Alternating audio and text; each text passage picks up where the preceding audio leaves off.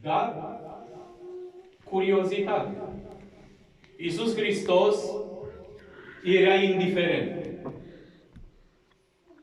De ce era indiferent Iisus Hristos? El care este ființa cea mai plină de iubire. El care se emoționează din orice. El care i-a dat lacrimile atunci când singura alinare a femeii din Nain era fiul ei care îl ducea pe ultimul drum. Cum să rămână el indiferent la aceste strigăte care mișcă și pietrele din loc? Mai ales că vin din gura unei mame nenorocite. Și să gândim așa ceva e un păcat. Iisus Hristos însă și auzea și se emoționa. Dar n-a dat un răspuns imediat, nu a făcut minunea imediat pentru că voia să încerce credința acestei femei. Și cananeanca, o stâncă neclintită, continua să strige, nebunește. Doamne, miluiește! Doamne, miluiește! Doamne, miluiește-mă! Și când Iisus Hristos a răspuns într-un final și a spus că pâinea pe care cineva o are pentru copiii lui nu e corect să o arunce la câini, cananeanca nu s-a supărat pentru aceste cuvinte ale lui Iisus Hristos. Cum să numești pe cei care trăiesc într-un ținut cu vrăjitorii, cu diavolii? I-a numit câini pentru că erau chiar mai prejos decât câinii aceia. Dar vedeți?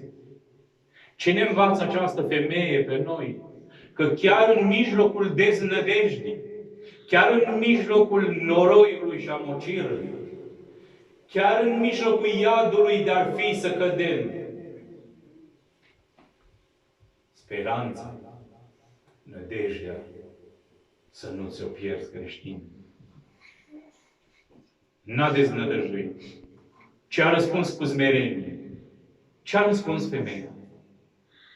Auziți și vă minunați. O, știu, Doamne, știu. Nu sunt copilul Tău, cum sunt evreii.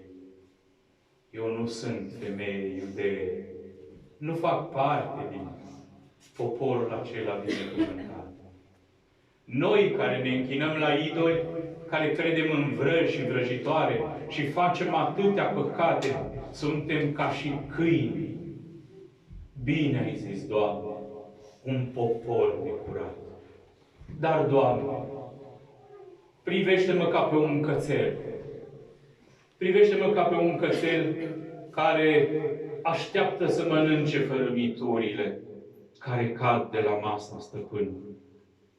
Doamne, și eu, nenorocita femeie, tot un cățel sunt.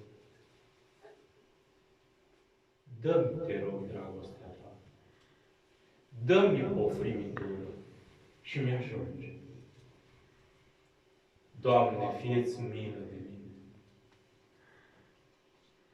Și cananeanca a învins cu această frumoasă apropiere de Hristos. Iisus a lăsat copleșit de această femeie și a făcut minună. Fata ei s-a făcut bine. O femeie, spune el, mare, mare ți este credința. Și s-a vindecat fiica ei în ceasul acela. Vedeți, dragii mei creștini, ce a reușit o femeie? Vedeți cât de mare este puterea credinței, a stăruinței, a rugăciunii. Această scurtă rugăciune, că de aici am învățat. Și când zicem, Doamne ajută, Sau Doamne, miluiește! Miluiește-mă, Doamne! Nu mai vorbesc când spunem Psalmul 50 al lui David.